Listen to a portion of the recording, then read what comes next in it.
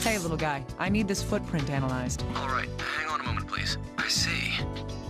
Did you discover anything?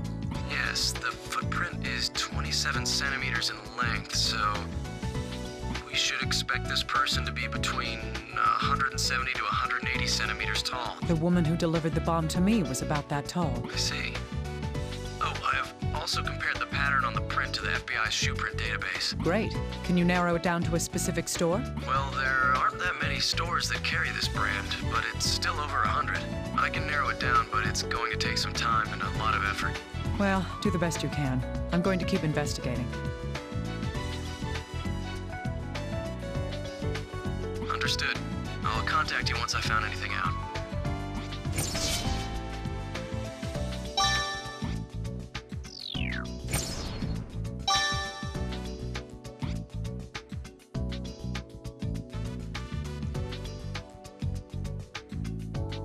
Can you tell me anything about this hair, little guy? Sure, give me a moment. What's the matter? Well, this hair is dyed black, but it's actually a red hair. Red hair. Can you tell if it belonged to the bomber? No, I'd need some DNA from the bomber to compare it to. Of course. But there's a good chance that this hair does belong to the bomber. This is hardly conclusive evidence, but here's something you may not know, little guy. Only 2 to 3% of people in this country are true redheads. It isn't a common color at all. So, how is this related to this case? Think about it. That hair's been dyed, hasn't it? Right, but, If that hair is the bomber's, as I suggest, what reason would she have to dye it? it would be... That's right. Having red hair is an obvious identifying feature. If there happened to be any witnesses, her identity would be easy to discover. Isn't it plausible to think that this might be why the bomber would dye her hair black? I see. That hypothesis does make sense. The dye used seems to be a temporary coloring agent as well. So the dye is meant to be water. If that's the case, she could change her hair color with every delivery to create conflicting witness accounts. That would make her hair part of her costume as well. Yes, but until we can prove that hair belongs to her, this is all just speculation. I know. We need something to match her DNA with in order to do that. It's a decent theory, anyway. Got it. I'll let you know immediately if anything else comes up.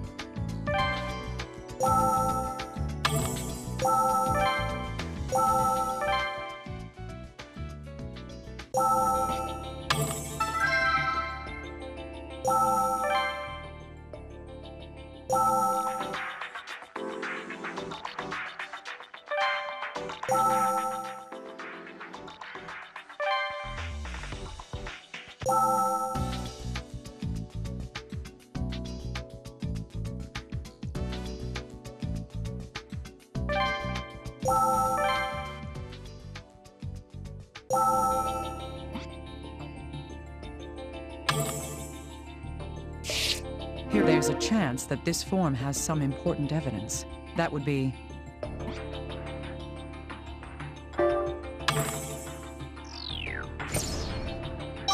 Right. We may be able to lift some fingerprints from it.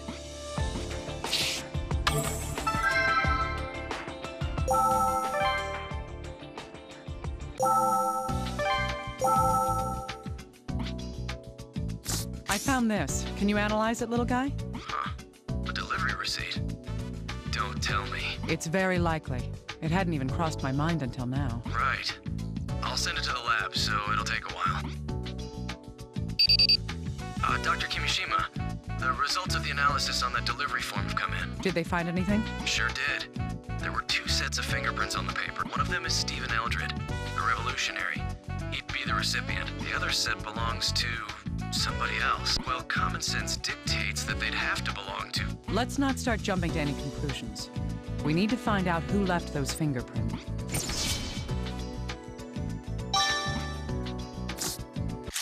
Yes, those two can be placed together. Little guy, could I bother you for a moment? Yes, of course. What is it? I want you to look at the fingerprints on the delivery form Stephen and I were presented with. Compare any prints you find that don't belong to either Stephen Eldred or myself. No problem. I'll just be a moment. What did you find? Are there any matches? A complete match. There's no mistake. These are from the same person. Good. This is proof of another important fact. Both forms have two sets of prints.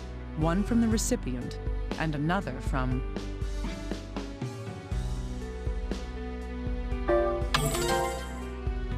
That's right. The other set of prints is from the person who delivered the package. If the fingerprints match on both forms, then the person who delivered the bomb to the revolutionary was...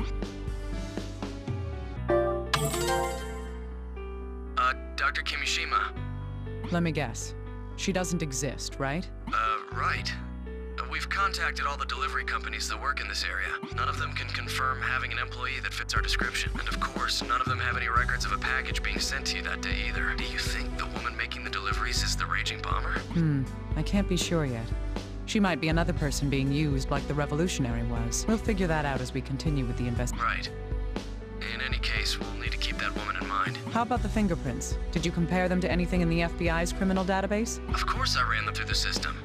No matches, though. If that woman is the raging bomber, and she's a complete newbie... That's an awful thought. Someone with no criminal record at all, and she's already killed 4 people with these bombs. That seems to be the case. This might turn out to be one tough murder spree to end. As long as she doesn't blow you up, it'll be okay. You might want to avoid saying things like that in the future. Sorry. Anyway, we've figured out how she was delivering the bombs. Yes, let's try summarizing what we know of the events in this case. First, the bomber prepared a bluff to hide behind, while that bluff was... Yes, the revolutionary, Stephen Eldred. The bomber had Eldred make the bomb threats over the phone. She had him use his own voice with absolutely no processing to attempt to conceal it. Because of this, the bomber misled us into believing that the killer was male. On the other hand, the bomber used the names of people close to the targets to send the packages. She did that to make her targets feel less suspicious about the deliveries, right? Yes. All the bombs were set to explode in close proximity to the target. It's likely that what triggered the explosion would have been... Indeed, if the bomb was set to go off when the package was opened, it would still... That's not what she did in my case. She used a time bomb for me. That does seem odd now that you bring it up. Why would she do that? It makes a lot of sense if you think about it. What's that supposed to mean? Don't you get it? It's because...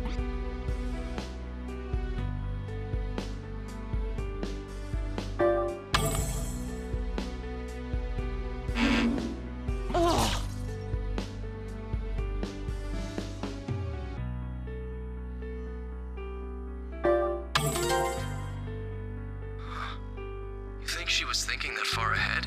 Let me ask you, investigator, if someone assisting the FBI appears in a tabloid, what's your by-the-book response? We'd increase security around you to prevent the killer from striking at you. Exactly. In fact, the security at CIFM was heavier than usual. The bomber had to be sure that I would be killed by the blast. If there had been a baggage screening at the entrance and the lid was opened there, she predicted that her present would never reach me. I see. So that's why the package didn't go off the moment it was opened. Yes.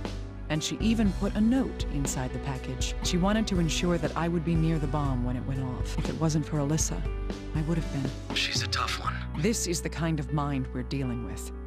The question remains, was the woman who delivered the package the bomber or not? From the evidence we have, she's definitely the most suspicious character at this point. Still, this whole thing about taking such a risk to deliver the bombs herself, and if she was the bomber, wouldn't the revolutionary have noticed before he was killed? That's possible. However, that would only happen if the revolutionary knew her face. Huh? Think about what happened in Eldred's room.